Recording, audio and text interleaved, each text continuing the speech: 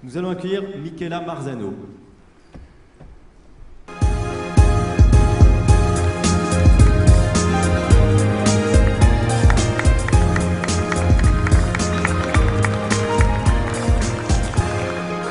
Bonjour et bienvenue à vous. Vous êtes philosophe, voilà, il n'y a pas beaucoup de lumière, il faut faire attention aux chaises et bouteilles. Voilà, pas avoir trop confiance dans ce plateau. Vous êtes philosophe, professeur à l'université René Descartes. Vous dirigez le département de sciences sociales et éditorialiste au quotidien italien La Repubblica, puisque vous êtes italienne aussi. Dans votre livre, qu'il a été fait référence à l'Italie, j'imagine que ça vous a intéressé ou interpellé, et vous avez publié Le contrat de défiance, il y a à peu près un an, chez Grasset. C'est d'ailleurs un livre que vous pourrez, à la fin de cette matinée, je profite pour le dire tout de suite, vous dédicacerez ce livre qui vous sera offert par le Crédit Coopératif. Ce sera après la remise des prix, j'aurai l'occasion de le redire. Mais c'est un livre qui a beaucoup marqué, qui a fait beaucoup débat. Dans votre livre, il y a un an, vous analysez les causes d'une méfiance profonde qui s'est progressivement installée dans notre société et dont la crise que nous vivons n'est pas la cause, mais peut-être l'aboutissement ou le révélateur. Comment en êtes-vous arrivé, Michela Marzano, à penser que la perte de confiance est le mal du XXIe siècle? Oui, alors merci beaucoup. Bonjour, mesdames, messieurs. C'est vrai, c'est très embêtant cette lumière, on ne voit absolument rien. Hein. Tout à l'heure, j'ai pensé qu'il exagérait, mais en fait, faut toujours faire confiance. Quand même. Alors, moi, Bon, d'abord, j'ai commencé mal, d'abord parce que j'étais en train de tomber tout à l'heure. Ensuite, je suis italienne. Alors, tout à l'heure, on a entendu que les degrés de confiance en Italie est encore plus bas, je crois, par rapport à la France. Ensuite, j'ai aucune diapo et je ne suis pas économiste. Donc, j'ai beaucoup de handicaps, mais j'espère, en dépit de tout, de garder une certaine forme de confiance de votre part. Alors, moi, je vais pas parler de la défiance parce que je crois qu'il en a suffisamment parlé. D'ailleurs, le titre de mon livre est trompeur, parce que le titre est « Les contrats de défiance », mais en fait, ce qui m'intéresse dans ces livres est essayer d'expliquer ce qu'est la confiance. Donc, c'est plutôt un livre de construction plutôt qu'un livre de déconstruction. Et donc, c'est ce que je vais essayer de faire aujourd'hui, ne serait-ce que pour essayer de répondre d'un point de vue philosophique à la question qui se pose aujourd'hui, s'engager et coopérer, quel rôle donner à la confiance?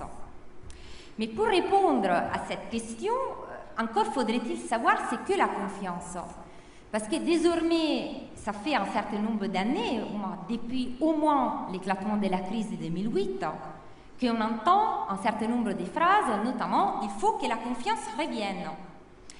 Mais le problème qui se pose est de quelle confiance sommes-nous en train de parler? Et puis, peut-on décréter la confiance? C'est-à-dire, il suffit juste de claquer les doigts, hop, et faire en sorte que la confiance puisse, du jour au lendemain, revenir. Question encore plus complexe. Peut-on penser la confiance en termes de confiance compétitive? Selon les modèles, qui était celui d'Alan Perfit, qui, dans son célèbre livre « La société des confiances », nous expliquait, et nous faisait par ailleurs une apologie du système anglo-saxon qui serait amène d'alimenter la confiance en poussant chacun à se dépasser constamment dans des entreprises, et je cite, risquées mais rationnelles. Alors, est-ce que c'est ce genre de confiance dont nous avons besoin aujourd'hui et qui nous manque? Donc, quelle est finalement la confiance? Quel genre de confiance doit-on envisager afin de rendre possible un projet commun, afin de pouvoir s'engager et afin de pouvoir coopérer? Parce que s'il est vrai qu'il est important de pouvoir coopérer, il est vrai aussi qu'il n'y a pas de coopération possible s'il n'y a pas déjà une partie de confiance qui soit là et qui nous permette de coopérer. Alors, dans les temps qui est les miens et que je vais vraiment espérer de respecter, dans un tout premier temps, je vais essayer de dire ce que la confiance n'est pas, au moins selon mon point de vue, et donc je vais très brièvement essayer de vous expliquer pour quelles raisons la confiance dont nous avons besoin aujourd'hui n'est pas une forme de confiance compétitive, n'est pas non plus une confiance qu'on pourrait réduire à une forme de contrat, mais n'est pas non plus une confiance foi, c'est-à-dire une confiance absolue et aveugle qu'il faudrait à nouveau avoir pour faire en sorte que la coopération puisse redémarrer. Dans un deuxième temps, après avoir essayé de dire ce que la confiance n'est pas, j'essaierai d'expliquer ce que la confiance peut être. Et j'essaierai notamment de donner des pistes de réflexion en essayant d'expliquer pour quelles raisons on peut dire que la confiance est toujours un saut dans l'inconnu, parce qu'à partir du moment où je fais confiance, je ne peux pas être sûr du résultat de la confiance que je viens de faire. Mais en même temps, pour pouvoir sauter dans l'inconnu, on a aussi besoin de pouvoir compter sur la fiabilité des autres. Alors, est-ce que cela veut dire qu'il y a un lien de causalité ou de cause-effet entre confiance et fiabilité? En fait, c'est un peu plus compliqué que cela et je vais essayer de vous expliquer pourquoi. Alors, en arrière-plan de tout cela, il faut au moins évoquer et citer un véritable changement de paradigme qui a eu lieu à partir du XVIIIe siècle et qui peut expliquer au moins en partie, ah bah ça va beaucoup mieux là maintenant avec cette lumière-là, et qui peut essayer d'expliquer au moins en partie la crise de confiance actuelle, qui n'est pas évidemment uniquement une crise de confiance en France et en Italie, mais de façon plus générale dans tous les pays occidentaux. Alors, qu'est-ce qui s'était... Vous m'excuserez, évidemment, je vais être très simpliste dans mes propos, mais j'ai besoin d'être schématique. Alors, dans le passé, on était dans une société qui était caractérisée par deux mots-clés, honneur et loyauté. Et il y avait cette idée qu'il existait une autorité, souvent avec un A majuscule, qui était censée être les garants de la parole donnée. Alors, peu importe ce qu'on met derrière les mots autorité, mais à chaque fois, il y avait cette tendance à croire qu'il y avait la possibilité que quelqu'un, des supérieurs, pouvait garantir la parole qu'on pouvait donner. Et donc, il y avait un cercle vicieux parce qu'au fond, la confiance en tant que telle renvoyait toujours à ce qu'on peut appeler les crédits moraux. Et il y avait un cercle qui faisait en sorte que faire confiance était toujours et systématiquement lié au fait que d'autres pouvaient inspirer confiance. Donc, je pouvais faire confiance à quelqu'un parce que la personne en qui je pouvais faire confiance était aussi capable d'inspirer la confiance que je pouvais lui faire. De ce point de vue, la parole donnée, avait la valeur d'un acte, dans le sens où elle était capable d'engager. J'étais engagée par la parole que j'ai donnée parce que ce dont il était question était mon honneur. C'est pour ça que j'ai dit société de l'honneur et de la loyauté. Si je n'étais pas capable de respecter la parole donnée, c'était mon honneur tout entier qui risquait d'être compromis. Et si mon honneur risquait d'être compromis, c'était aussi ma position sociale, évidemment, qui ne pouvait plus être gardée comme étant celle de quelqu'un de respectable. Or, une rupture, pardonnez-moi encore une fois, je suis obligée d'aller de façon très vite, une rupture de ces paradigmes, on commence à la voir au cours du XVIIIe siècle. Et là, je vais citer quelqu'un qui était déjà cité tout à l'heure, Mandeville. Mandeville, dans la fable des abeilles, 1714, il ne dit pas que les vices privés sont la vertu publique, mais il dit aussi quelque chose d'autre, et je vais vous citer deux lignes. Il nous dit « L'honneur est un chimère dépourvu de vérité et d'être, une invention des moralistes et des politistes. » Fin de la citation. Alors, pour quelles raisons je cite ces quelques lignes? Parce qu'on voit bien qu'à partir de là, on commence à considérer que honneur et loyauté ne sont plus des valeurs clés, ne sont plus ce sur quoi une société peut être bâtie. Et il y a un autre concept qui commence à émerger, concept tout à fait central, évidemment, qui est le concept d'intérêt.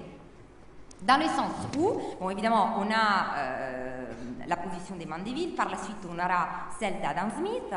Il faut pouvoir se concentrer sur son propre intérêt personnel et individuel, car chacun de nous compte, enfin, chacun de nous vise surtout à maximiser son propre intérêt, tout en sachant que grâce à ce qu'Adam Smith appelait la main invisible, il y aurait eu, par la maximisation de l'intérêt individuel, une maximisation aussi du bien commun. Cela dit, à l'époque, on était à l'intérieur de ce qu'on pouvait appeler une forme d'égoïsme relatif, où l'intérêt qui était au centre de l'action individuelle était aussi un intérêt bien compris. Donc un intérêt qui n'excluait pas la possibilité de la coopération, au contraire. C'était à partir du moment où j'ai commencé à coopérer avec les autres que j'étais sûre que mon intérêt individuel pouvait aussi par la suite être maximisé. Et c'est toute la différence en fait entre cet égoïsme relatif-là qui fait en sorte qu'à côté de l'intérêt individuel, il y a aussi ces besoins de coopération.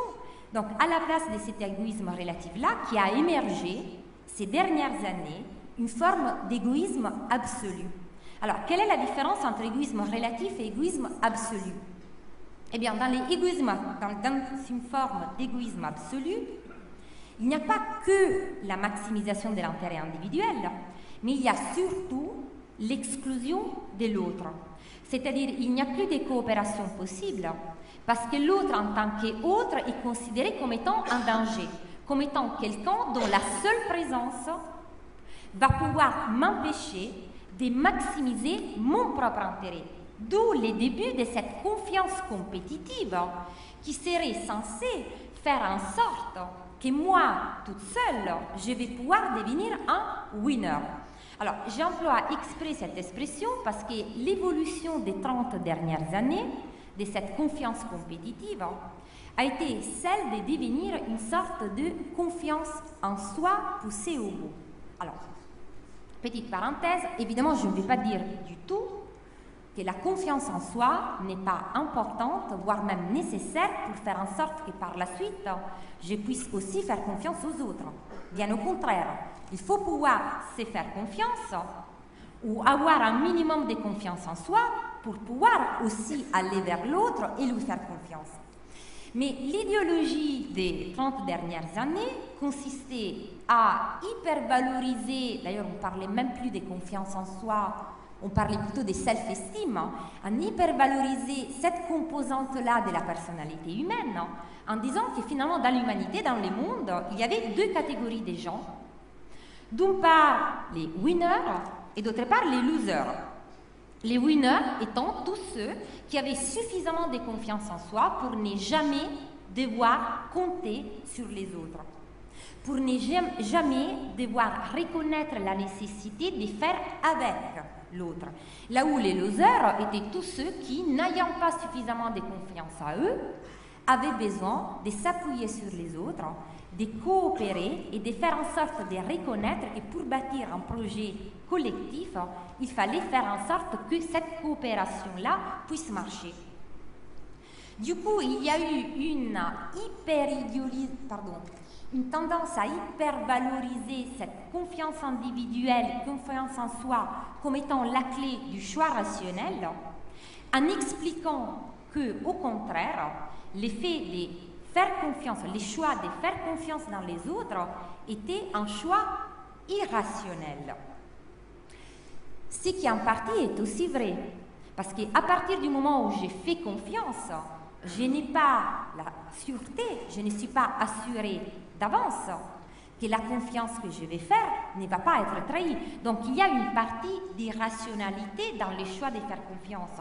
Sauf que si après on va regarder, il y a des modèles mathématiques, mais je crois que d'autres gens pourraient les expliquer mieux que moi, ce qu'on appelle les dilemmes du prisonnier. On montre très bien aussi que c'est à partir d'un choix irrationnel de coopérer que par la suite on trouve son choix maximalisé, c'est-à-dire on trouve les biens communs comme étant valorisés, et donc les choix qui étaient initialement un choix irrationnel deviennent par la suite un choix rationnel.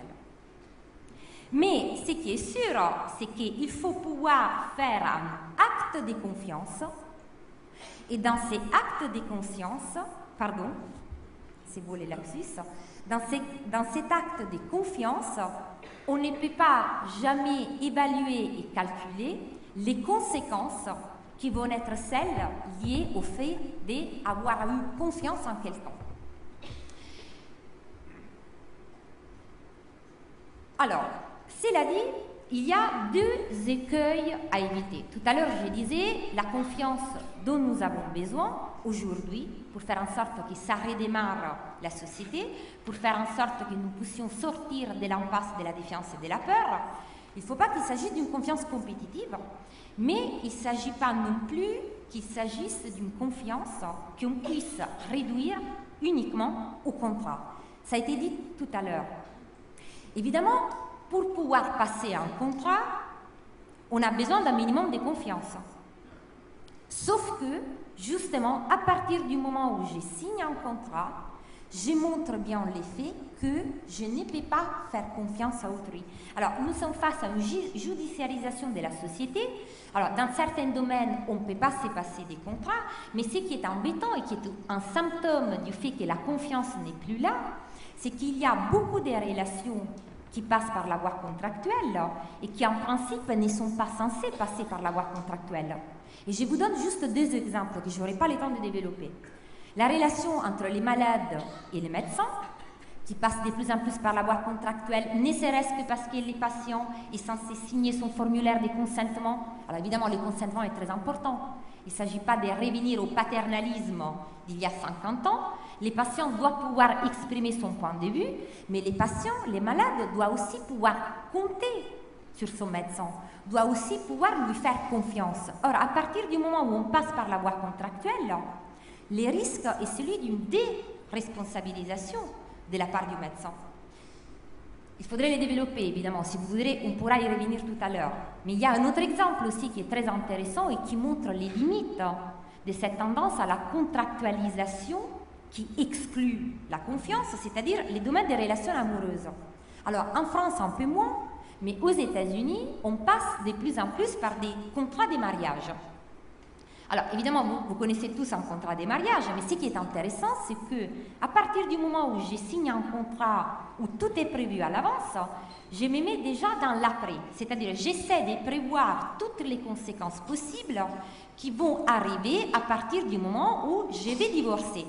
Donc, évidemment, il y a quelque chose qui va biaiser au départ la relation, au moins, je crois, parce qu'à partir du moment où je passe par la voie contractuelle et j'essaie de prévoir tout ce qui ne va pas marcher, eh ben, j'empêche aussi la confiance de faire en sorte qu'on puisse bâtir à deux cette relation amoureuse, faite évidemment des pour et des contre, des défauts et des parties magnifiques, mais la confiance fait partie du mouvement. Donc si je l'écarte a priori, parce que j'essaie de tout prévoir, c'est évident qu'il y a quelque chose qui va manquer dans les relations intersubjectives.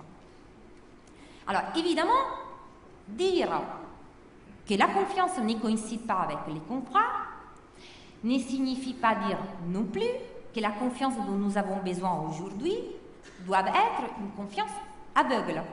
Parce que même s'il faut pouvoir sauter, tout à l'heure je disais sauter dans l'inconnu, c'est vrai aussi que les sauts ne doivent pas être un saut dans l'abîme. Il y a quelque chose qui relie l'acte de confiance à l'acte de foi, mais en même temps, il y a quelque chose qui fait que la foi n'a rien à voir avec la confiance. Alors, il y a quelques lignes qui sont, moi je voulais vous lire des emails qui essaient d'expliquer que dans toute relation de confiance, on croit en quelqu'un sans savoir exactement pourquoi, et je vous cite, on croit en une personne sans que cette foi soit justifiée par les preuves que cette personne est digne, et même souvent malgré la preuve du contraire. Mais est-ce qu'il faut pour autant sauter? Est-ce qu'il faut pour autant faire confiance à quelqu'un qui donne systématiquement des preuves du fait qu'il n'est pas fiable? Alors, je crois qu'évidemment, la réponse est non. Et c'est ça qui fait que la confiance est riche, intéressante et difficile, parce qu'elle se place à mi-chemin entre, d'une part, une relation uniquement contractuelle et d'autre part, un rapport de foi. Pour faire confiance, il faut pouvoir sauter, il faut pouvoir faire un acte de foi, mais en même temps, à différence de la foi, il faut bien savoir que la personne en qui je décide d'avoir confiance ne peut pas, par définition, être fiable à 100%. Ce qui, en revanche, est censé être le cas pour un croyant dans une relation de foi. Pour quelqu'un qui croit, Dieu est fiable à 100%. Dieu ne nous trahit jamais. Mais dans le cadre des relations humaines, nous sommes très loin de là, parce que par définition, l'être humain ne peut que trahir. Alors, ça peut paraître une vision très pessimiste de l'être humain, mais quand je dis l'être humain ne peut que trahir, la chose que je veux dire, c'est que si l'autre était fiable à 100%, bah, ce serait quelqu'un qui aurait renoncé aussi à une partie vitale de son propre désir. Je ne suis pas fiable à 100%, je les reconnais, je de l'admets, parce qu'il y a quelque chose chez moi qui fait que j'ai évolué avec le temps et que je ne peux pas non plus être identifiée à la parole donnée à un moment donné. Alors, cela dit, encore une fois, il faut essayer de trouver, de pondérer les différents termes. Parce que pour pouvoir sauter et pour pouvoir faire cet acte de confiance, il faut aussi avoir une certaine fiabilité de la part d'autrui. D'ailleurs, il y a des études où on montre très bien que la fiabilité peut être définie comme la base austère de la confiance. Dans le sens où c'est parce que quelqu'un a montré qu'il a été fiable que je peux par la suite lui faire confiance. Ce que je veux dire en disant qu'il y a cette possibilité de la trahison veut dire que ce n'est pas parce que quelqu'un a été fiable jusque-là qu'il va continuer à l'être. C'est-à-dire l'effet d'avoir donné des preuves de sa fiabilité ne signifie pas que par la suite, il va rester tout le temps quelqu'un de fiable. Et cela encore, ça fait partie de la nature humaine, exactement comme ça fait partie de la nature humaine aussi, pouvoir sauter et pouvoir accepter cette possibilité de la trahison possible. C'est un peu comme dans le cadre de l'amour. On peut dire que la confiance est un peu comme l'amour. On dit souvent qu'il n'y a pas d'amour sans preuve d'amour. En même temps, s'il n'y avait qu'une accumulation de preuves d'amour, l'amour, ce serait quelque chose de bien peu intéressant. Mais s'il n'y avait aucune preuve d'amour, est-ce qu'on pourrait se bercer dans l'illusion que l'amour est là? Et dans le cadre de la confiance, c'est exactement la même chose. C'est-à-dire, je dois pouvoir avoir un certain nombre de preuves. Alors, évidemment, ces preuves sont différentes selon qu'il s'agisse du plan économique, du plan politique. Parmi les différentes preuves de fiabilité, évidemment, il y a la vérité, qui fait partie de l'énonciation d'un discours, même si par vérité, il ne faut pas entendre de transparence non plus. Moi, je crois qu'il y a une différence entre transparence, l'effet de tout dire, et vérité, qui consiste à dire vrai. Parce que ce qui a cassé aussi la confiance, par exemple, dans les domaines, dans la classe, dans les hommes et dans les femmes politiques, c'est l'effet d'avoir été confronté à des promesses qui non seulement n'ont pas été tenues, mais des promesses qui probablement, au moment où elles ont été faites, on savait très bien qu'on ne pouvait pas pouvoir les respecter. Et donc là, effectivement, on part d'emblée dans une situation où on ne peut pas faire en sorte que la confiance vienne à nous. Donc, il faut un certain nombre d'épreuves de confiance, mais après, il faut aussi pouvoir donner sa confiance. Et j'en terminerai là, parce que je ne sais pas si je n'ai pas déjà débordé. J'ai débordé. Donc, je terminerai sur ça en disant que si on veut essayer de penser la structure de la confiance, tout à l'heure, j'ai dit qu'il y a une similitude entre confiance et amour, mais c'est parce que la structure de la confiance doit pouvoir être pensée au même terme que les dons. C'est-à-dire, ce qui met en place la confiance, c'est une relation asymétrique. Alors, je sais que Marcel Mauss, qui a pensé les dons, l'a pensé de façon symétrique, en disant, s'il y a un don, à partir du moment où il y a un don, il y a l'obligation de donner, l'obligation de recevoir et l'obligation de rendre. Mais si on est à l'intérieur de ces obligations-là, il n'y a plus de différence entre don et marché et échange. Donc il faut corriger cette version des Mauss en utilisant aussi, mais je ne vais pas rentrer dans les détails, ne vous inquiétez pas, la position de Jacques Derrida, qui consiste à dire, ben non, on ne peut pas être dans une relation symétrique, il faut reconnaître l'asymétrie. Je donne ma confiance, je peux espérer que ma confiance ne va pas être trahie, mais je ne peux pas prétendre non plus que ma confiance ne sera jamais trahie. Parce que justement, l'accident fait partie de la vie. Et ce n'est qu'à partir du moment où on intègre la possibilité d'un défaut de cette confiance, d'un non-respect de la confiance donnée, qu'on peut aussi envisager par la suite l'effet de donner à nouveau confiance.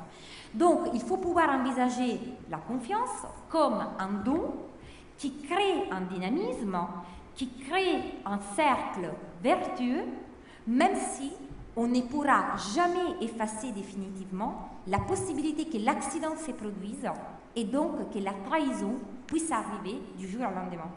J'espère pouvoir avoir le temps de développer tout à l'heure en répondant à vos questions et je m'excuse par le fait d'avoir été un peu électrique, mais je voulais essayer d'aborder un certain nombre de questions et donc j'étais obligée de résumer et peut-être parfois d'être un peu obscure. Je vous remercie pour votre attention. Merci beaucoup. Restez là puisque on va vous faire rejoindre avec nos intervenants. Juste une toute petite question, mais vas-y, prenez un micro, puis très rapidement, mais pour esquisser. La crise économique que nous vivons, caractérisée, on l'a vu un peu par tout le monde, comme une sorte de crise de confiance, c'est justement l'accident auquel on est arrivé ou c'est autre chose? Non, là c'est quelque chose d'autre, parce que l'accident, ça peut se produire. Le problème, c'est que quand l'accident se répète systématiquement, il ne s'agit plus d'un accident, mais il s'agit de quelque chose qui finalement n'est pas qualifié comme étant un accident. Mais là, on rentre dans les domaines d'une tendance à croire que les autres ne pourront jamais se rendre compte du fait qu'on est en train de trahir leur confiance. C'est-à-dire, il y a une tendance à ne pas donner de la valeur à la parole donnée et surtout ne pas donner de l'importance à la notion d'engagement. Parce qu'évidemment, si la parole est un acte d'engagement, même si l'accident peut se produire, je ne peux pas partir du présupposé que, par définition, je vais trahir la parole donnée. Or, j'ai le sentiment que c'est un peu ce qui s'est produit ces derniers temps. Parce qu'il y avait cette idée, pardonnez-moi, mais parce qu'il y avait cette idée que celui qui était gagnant, le winner, était celui qui était au-dessus des partis, celui qui était capable de trahir la confiance des autres parce que la seule chose qui comptait était sa propre confiance en lui. Bien, merci. J'imagine qu'on aura l'occasion d'en reparler. Merci en tout cas de votre analyse qui éclaire aussi le contexte dans lequel se pose aujourd'hui le débat. Alors,